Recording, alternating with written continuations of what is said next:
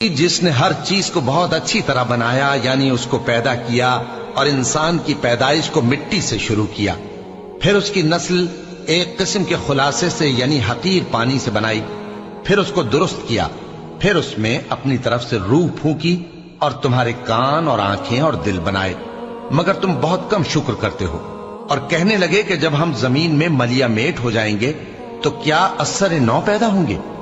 हकीकत यह है कि ये लोग अपने परवरदिगार के सामने जाने ही के कायल नहीं। कह दो कि मौत का फरिश्ता जो तुम पर मुकर्रर किया गया है तुम्हारी रूहें कब्ज कर लेता है,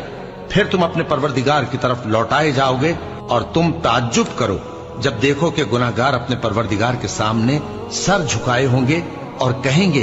कि ऐ हमारे परवरदिगार, हमने देख लिया और सुन लिया, तू हमको दुनिया में वापस भेज दे कि नेक अमल करें, बेशक हम यकीन करने वाले हैं।